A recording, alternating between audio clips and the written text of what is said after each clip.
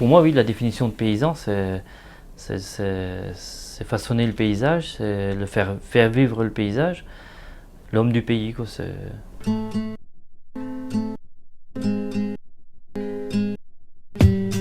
Ce pays, c'est la Franche-Comté, plus précisément Mont-sous-Vaudrey dans le nord du Jura. Claude Petit-Guyot y gère une exploitation agricole de 93 hectares et demi depuis 1987. Il fonctionne en système naisseur-engraisseur. Autrement dit, il possède 35 vaches mères dont les veaux partent à l'abattoir à l'âge de 2 ans. Les génisses, quant à elles, renouvellent le troupeau. Une partie d'entre elles est destinée à la vente directe aux particuliers à hauteur d'une bête par mois. Claude Petit-Guyot cultive également du tournesol et des céréales, et plus précisément du blé, de l'orge et du maïs. J'ai toujours rêvé d'être routier, quoi. Et un jour, mon père m'a dit non, il y a de la place sur l'exploitation. J'étais l'aîné de 3 enfants, il m'a dit tu resteras sur l'exploitation, tu seras agriculteur. Et ça, c'est une mentalité qui datait d'il y a quelques années, quoi. De père en fils, l'exploitation se succède, quoi.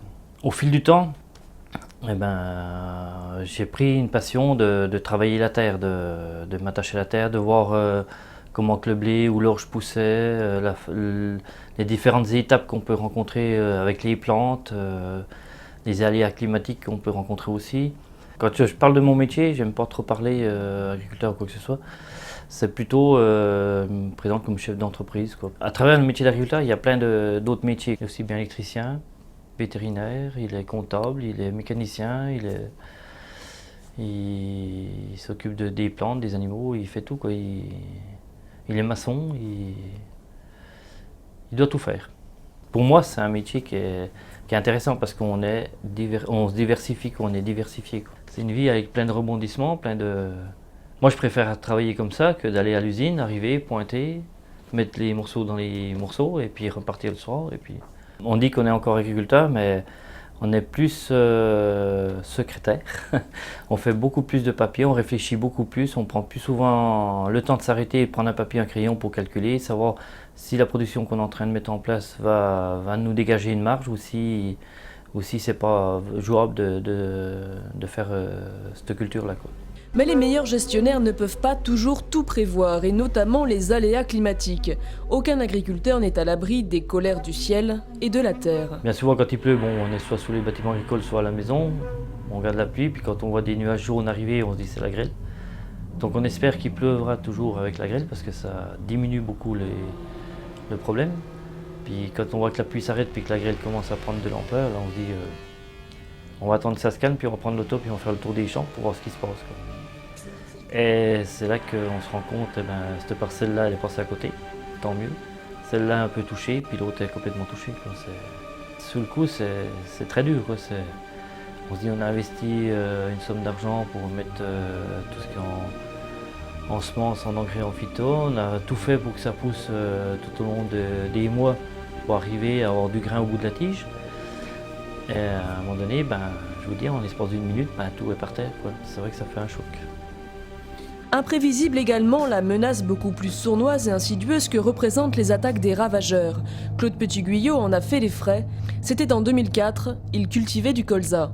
Sur la région Franche-Comté, on a eu une grosse attaque de méliziettes, des petites bêtes, des petits pucerons noirs qui sucent l'intérieur de la fleur. Donc quand il n'y a plus de fleurs, il n'y a plus de graines. Les pertes au niveau de la récolte étant conséquentes, l'exploitation de Claude Petit-Guyot a été fragilisée. Mais il n'était pas au bout de ses peines. En mars 2005, mon père a fait un AVC, il s'est retrouvé 8 mois à l'hôpital, donc je me suis retrouvé tout seul pour gérer aussi bien les animaux que les cultures. Bien qu'il était en retraite, il m'aidait toujours. Donc il a fallu faire face à tout ça. J'ai investi pour pouvoir transformer le vieux bâtiment qu'on avait pour qu'il soit fonctionnel pour les animaux. Ces dettes sont venues s'ajouter à celles préexistantes. Claude avait investi en amont dans du matériel sans connaître les épreuves futures qu'il aurait à affronter. Les charges sont alors devenues trop importantes. Début 2006, il fallait que je trouve une solution. Et suite à ça, j'ai travaillé dans une grande surface pendant 20 mois de temps pour essayer de m'en sortir, quoi. J'ai discuté énormément avec le patron, j'ai dit voilà, il était au courant que j'avais une exploitation, que si jamais il y avait des coups de bourre, il fallait qu'il me laisse quand même quelques heures, quitte à ce que je les récupère après, moi ça ne me dérangeait pas du tout. Et ça m'a apporté énormément de choses. C'est ce que je dis en plaisantant, la joie d'avoir travaillé avec un patron, un chef d'équipe, enfin c'était une chef d'équipe, c'était une dame, et puis des collègues, quoi, qui étaient autour de moi. J'ai tenu jusqu'au bout. Et chose surprenante, j'ai eu droit au chômage en étant paysan, Donc voilà quoi. Mais c'est vrai que c'est travailler à l'extérieur, moi je dis à des collègues agriculteurs, ils devraient y aller de temps en temps pour voir ce qui se passe comme ça. Ils découvriront une autre façon de travailler, quoi. C'est vrai que le monde agricole, on n'est pas du tout tenu à la montre, quoi. On fait notre travail. Si on a envie de travailler une demi-heure de plus, on travaillera une demi-heure de plus. Si on a envie de rentrer une heure plus tôt, on rentre une heure plus tôt. Si on veut emmener un enfant chez le docteur, on l'emmène. On ne demande pas au patron est-ce que je peux m'absenter une heure, etc.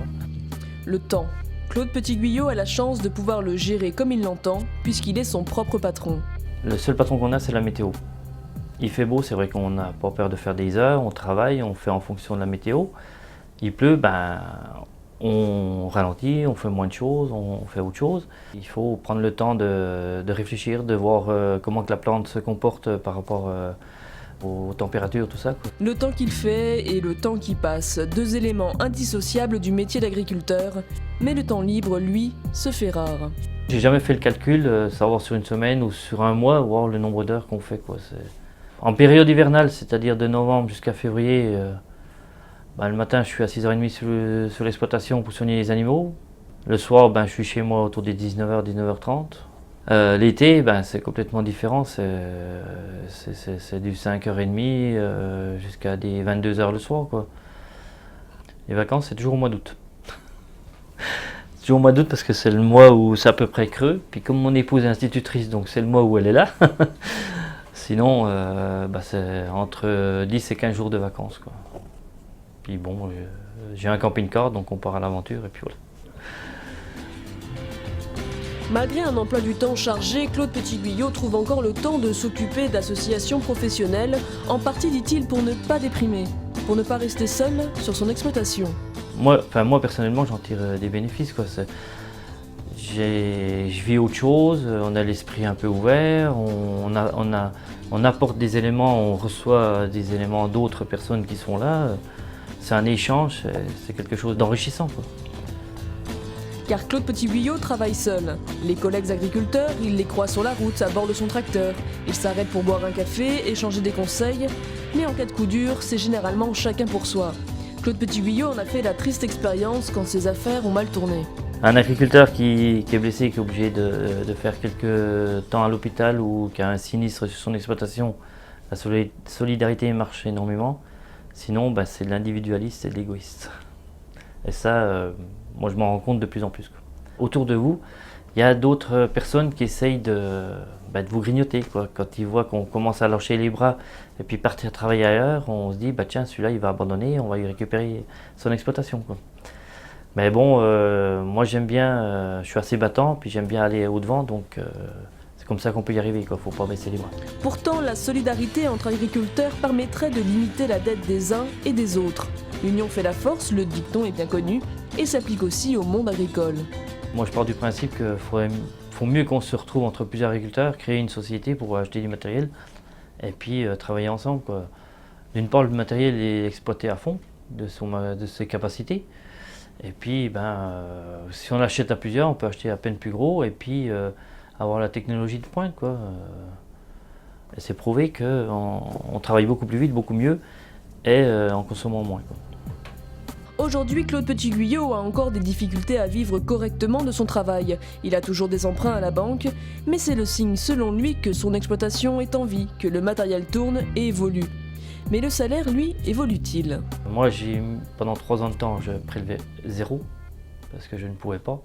L'exploitation tournait en négatif, donc c'était pas la peine de prélever quelque chose. Aujourd'hui, il n'y a pas de cachette. Moi, j'ai 400 € que je prélève, quoi, par mois. Heureusement que mon épouse est institutrice, quoi, parce qu'autrement, on serait tous les deux dans le monde agricole.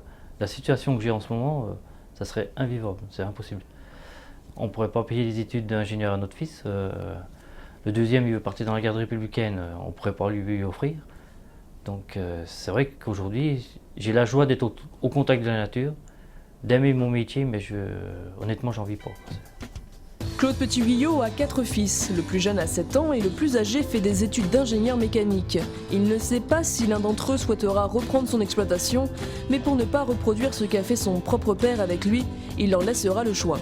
Dans leur métier, il faudra qu'ils s'éclatent, qu'ils aient envie de le faire avec joie, quoi. C'est pas qu'ils le fassent à contre-cœur, qu'ils aillent tous les matins en se levant et dire oh, faut qu'on aille encore après les animaux, faut aller dans les champs, c'est pénible. Ou alors peut-être une belle fille, je sais pas, ça peut aussi. Ça se peut aussi.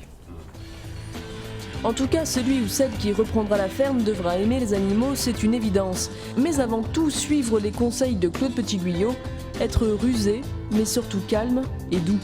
Parce que le troupeau, quand on arrive dans une exploitation, le troupeau il est à l'image de marque de l'agriculteur. C'est vrai que c'est pas toujours simple de prendre au piège un animal pour pouvoir le transporter puis le déplacer, quoi. Bon, après, il faut rester calme, tranquille avec les animaux, quoi. Il y a un échange entre l'animal et puis l'agriculteur. Oui, c'est un échange, qu'on vit en symbiose avec l'animal. Et l'animal peut réserver parfois de bonnes surprises. Quand il y a des vélages, la naissance de petits veaux qui sont là, et c'est un moment d'émotion et de joie, quoi, parce qu'on a la vache qui met au monde le petit veau, c'est quelque chose d'important, quoi. C'est énorme, quoi.